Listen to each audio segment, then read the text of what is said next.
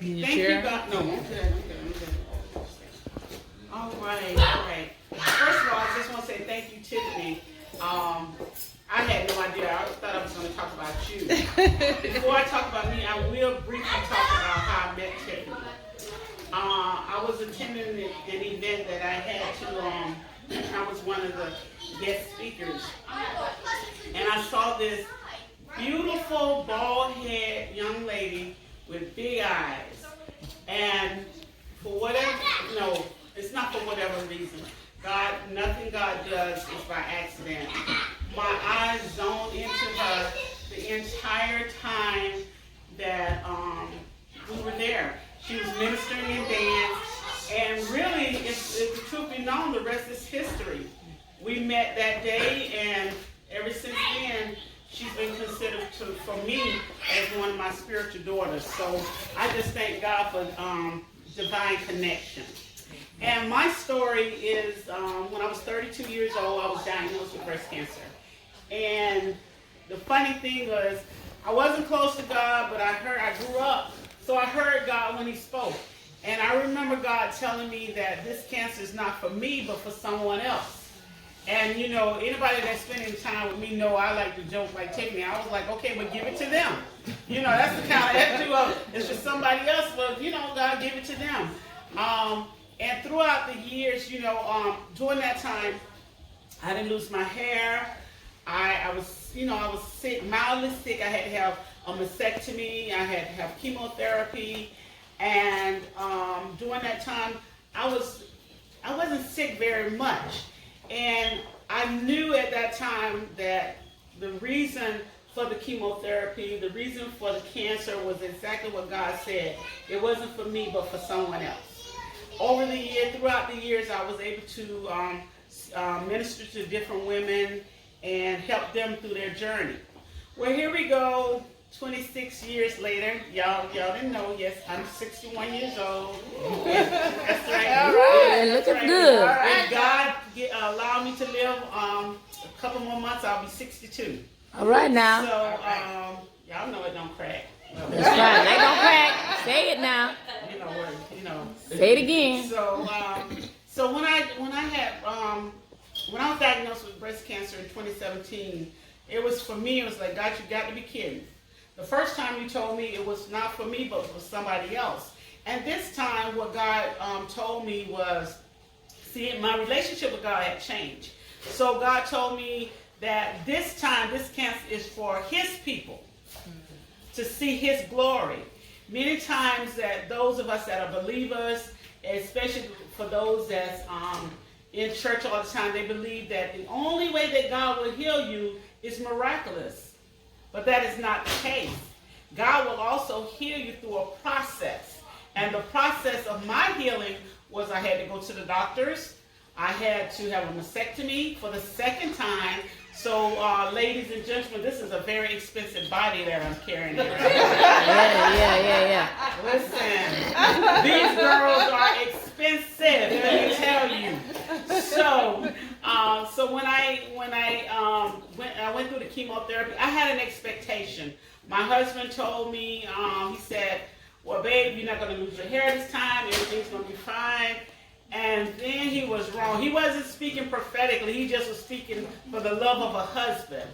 And I tell you, the first time when I had cancer, I was really vain, and I told God, well, God, if I got to lose my breast, don't let me lose my hair. That's the way I felt, because we weren't wearing, when I was 31, no wigs, no weaves, and nothing like that. So this time, when my husband spoke those words, I'm like, I don't know. I don't feel the same way I did the first time. And then one Sunday morning, I was getting ready to go to church, and I had twists in my hair. And then when I woke up, I went to the bathroom to get ready, and I could see the parts in my hair. And I'm like, babe, come here. I think I'm losing my hair. He said, no, you're not. He didn't have any residue of hair anywhere. So I would touch my hair, and I would just do like this, and it would just come out, one plait at a time. And when I tell you, by the time I had gotten out of church, I pulled it back in a little ponytail. By the time I had gotten out of church, more hair had came out. And when I tell you, ladies, I don't care whether we wear weave or whatever, when you're faced with something as traumatic as cancer, to name one disease, when you're faced with that, you think you're strong. You know, I don't care how much of a prayer warrior I am, I began to look this disease for the second time in the face. And when I lost my hair that day, everything happened so quickly. Everything happened actually within a week of my chemotherapy. And I balled up in the bed and I cried. And within that evening, I had no hair. I just had just a little bit, just, you know, looking, I don't know what, ugly.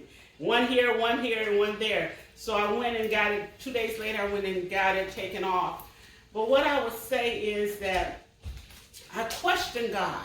Because I'm like, okay, God, you told me this and you told me that. And I understand, but why do I have to feel this way? Why do I have to suffer this way? Because the chemotherapy this time was horrible. I was sick. I mean, when I say horrible, I was in so much pain. Even now, as you see, I walk with a cane, and some say it was a result of the chemo. So I had to have one hip replaced, and the other one I go to the doctor in November, and because they said that either the only way this hip condition happened was it was over steroid use, or it was alcohol abuse, or it was something else. Any of those categories was not anything that I had experienced. Even when they went through tests, the chemo and steroids, they say it couldn't have done that. And what I'm saying to you is that we may feel that we know certain things, but it's only God that knows. The COVID-19 is going on. People are afraid to I'm sure people are not here tonight because they're afraid. But the word of the Lord tells us that God has not given us the spirit of fear, but of love and of power and a sound mind. So once I accepted the fact that I had cancer for the second time, I also heard the Spirit of the Lord remind me, as he did with Lazarus, that this sickness is not unto death. So I knew that I was going to live. But then I had to make the choice. Now, am I going to live in sorrow, or am I going to continue with my assignment? I never missed. I need you to understand this. I never missed not one Sunday of church. And Antonella is my witness. I never missed church. The only time I missed it was for Bible study or whatever, when I went through my surgery and when I had really tough time with chemo. But even when I was at church, it was as if the Spirit of the Lord just came inside of me and lifted me up and allowed me to have that strength to do what I was supposed to do for that particular time. And I know from that day to this forward, that when the word of the Lord tells us that the steps of the righteous are ordered by him, whether I'm here today or whether they take me home to be with the Lord, I am complete. Amen. And my husband always says this when he teaches. He said, God takes us when we're empty, not when we're full. Oh. That means when we've completed and done everything that we've done and need to do because he's called us, then he can take us home. That's what he did with your mom. Yes. She was empty. She had done everything that she had purposed to do. And so I say this, and I tell all the ladies this, don't wait till you're 40 to get a mammogram. I was 32. Had I waited, I would be dead now. You have to know your body better than the doctors know your body. That's right. You have to take breast examinations. Even now, American Cancer Society, they don't even tell you to do the breast examinations. When I was, the first time I was diagnosed with cancer, I was single. My then boyfriend found it. Yeah, I ain't been with God all my life. I ain't been saved, sanctified, filled with the Holy Ghost all my life. Come on now, y'all. That's right. Say it now. What? Listen, talk about it. Something else in my day. Can't right. you tell? Come on now. Woo, thank God Speak for it now. deliverance. But Speak it now. what I did was so wise. I taught my then boyfriend how to know if something wasn't right. Y'all understand that? So just in case I missed something, and it wasn't for sexual pleasure that I told him to check my breast. I felt something, but I needed a second opinion before I went to the doctor. However, when I went to the doctor and I went and got examined, I was misdiagnosed. You hear me? I was misdiagnosed. So when you get a diagnosis, whether it's good or bad, always get a second opinion. Always get a second opinion. And even in getting a second opinion, trust God. No matter what it looks like, still trust God. So here it is, going on 4 years now. I'm cancer free. Amen.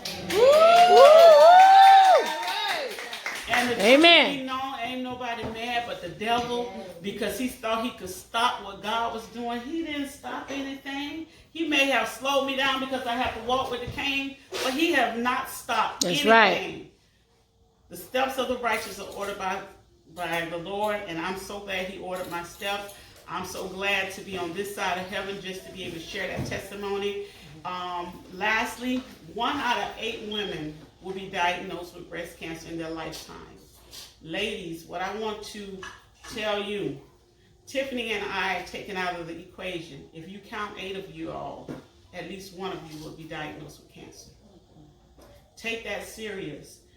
The best way is prevention. Know your body. Know your body. So the very moment, if you feel a lump, I felt a lump one time. And I need to say this, and then I'm going to sit down, because you know you can't give a preacher a mic. Right. In church. Yeah. You You can't need give to us a know. mic. I will say this, and I hope this is information that's informative.